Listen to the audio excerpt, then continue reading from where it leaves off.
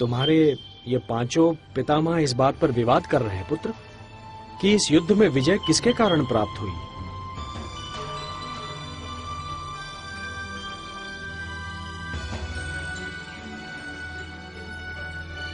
सोच समझकर उत्तर देना पौत्र। ना जाने किस आधार पर आप सब अपने आप को इस युद्ध का नायक मान रहे हैं। आप में से कोई भी नहीं है। इस युद्ध के एक ही महानायक हैं, मेरे गुरुदेव श्री कृष्ण। मुझे तो पूरे युद्ध में गुरुदेव श्री कृष्ण और उनके सुदर्शन चक्र के सिवा और कुछ नहीं दिखाई दिया। गुरुदेव श्री कृष्ण केवल दादा अर्जुन के सारथी नहीं, इस महायुद्ध के सारथी थे कृष्ण, केवल श्री कृष्ण। हे वासुदेव, हे केशव, हमें क्षमा कीजिए। अहंकार विवेक का शत्रु होता है।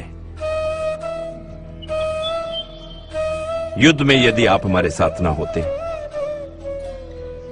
तो हमें विजयश्री प्राप्त न होती।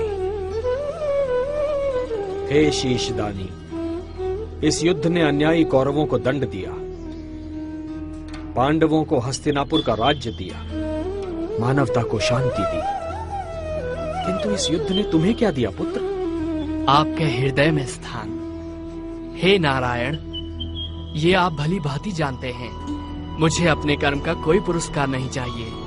हे निष्काम कर्म योगी, तुम्हारे कर्म का पुरस्कार तो मैं तुम्हें दूंगा।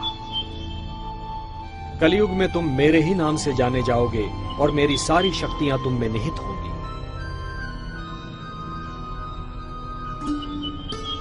जो भी मनुष्य तुम्हारी पूजा करेगा उसकी सारी मनोकामनाएं पूर्ण होंगी। मेरे लिए क्या आज्ञा है प्रभु? पुत्र, कलयुग का प्रसार बढ़ते ही तुम खाटू नाम के स्थान पर प्रकट हो जाना। वहां की भूमि अत्यंत पवित्र और पावन है। खंडेला का राजा अत्यंत धार्मिक प्रवृत्ति का है। जब तक यह पृथ्वी है पुत्र, जब तक सूर्य चंद्रमा है, जब तक ये सारे नक्षत्र हैं, तुम लोगों के लिए पूजनीय और वंदनीय होगे। तुम्हारे शीश की पूजा होगी पुत्र। तुम श्याम नाम से जाने जाओगे और हारे का सहारा बनोगे। ओम नमो भगवते वासुदेवाय। कीर्तिमान भव।